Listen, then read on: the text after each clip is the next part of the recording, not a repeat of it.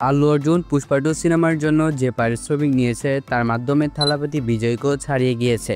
কত টাকা পারিশ্রমিক নিয়েছে সেটা আমি ডিটেলে জানাবো, সাথে জানাবো প্রভাসের আপকামিং সিনেমা সম্পর্কে বেশ ইন্টারেস্টিং কিছু আপডেট। সো ভিডিওটা ইন্টারেস্টিং হবে, অবশ্যই শেষ পর্যন্ত দেখতে থাকবেন। প্রথমে কথা বলা যাক পুষ্পা 2 সিনেমাটাকে নিয়ে। এ পর্যন্ত ইন্ডিয়ার সবচেয়ে বেশি হাইপ ক্রিয়েটকারী সিনেমা হচ্ছে এটি।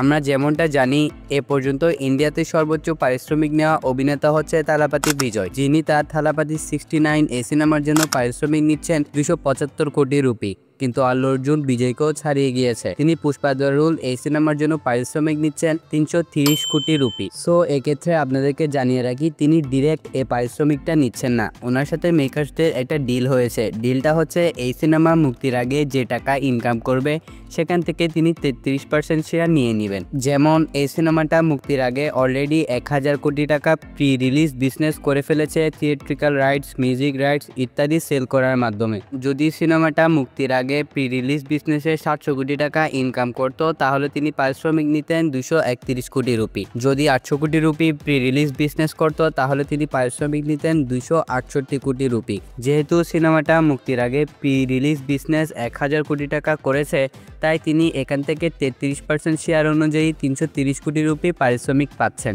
আশা করছি আপনারা বিষয়টা বুঝতে পেরেছেন। যদি কোনো সন্দেহ থাকে অবশ্যই কমেন্ট করে জানাতে পারেন। সো এক কথায় আল্লু অর্জুন এই সিনেমাটার জন্য টোটাল পারিশ্রমিক নিতে চলেছেন 330 কোটি রুপি। এবার কথা বলা যাক প্রভাসকে নিয়ে। রিসেন্টলি প্রভাসের আপকামিং সিনেমা সম্পর্কে বেশ ইন্টারেস্টিং কিছু আপডেট সামনে এসেছে, এগুলো আমি ডিটেলে জানাচ্ছি।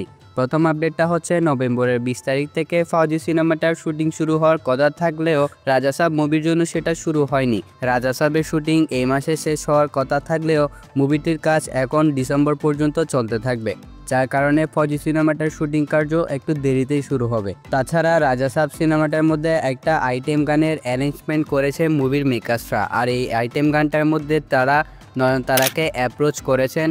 এটা জাস্ট একটা গুঞ্জন। এছাড়া 25 ডিসেম্বর বা জানুয়ারির 1 তারিখের মধ্যে রাজা সাব মুভির অফিসিয়াল আপডেট আসলেও আসতে পারে। এরপর নেক্সট যে আপডেটটা রয়েছে সেটা হচ্ছে স্পিরিট মুভিটা নিয়ে।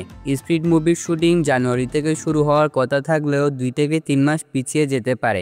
সন্দীপ রেড্ডি ভাঙ্গা এখন মুভিটার মিউজিক নিয়ে কাজ করছেন। তাছাড়া তিনি বাকি অভিনেতা অভিনেত্রীদের সিলেক্টও করছেন। সো এই সিনেমাটার শুটিং কাজ শুরু হতে আরও 2 থেকে 3 মাস সময় লাগতে পারে। নেক্সট যে আপডেটটা রয়েছে এটি হচ্ছে ডিসেম্বরের শুরুতে প্রভাসের নতুন মুভির অ্যানাউন্সমেন্ট পোস্টার আসতে পারে, আর মুভিটা পরিচালনা করবে হনুমান খ্যাত ডিরেক্টর প্রশান্ত বার্মা। আর এই সিনেমাটা প্রশান্ত বার্মা সুপার হিরো সিনেমেটিক ইউনিভার্সের একটা সিনেমা হতে পারে। নেক্সট যে আপডেটটা রয়েছে এটি হচ্ছে কালকি 2।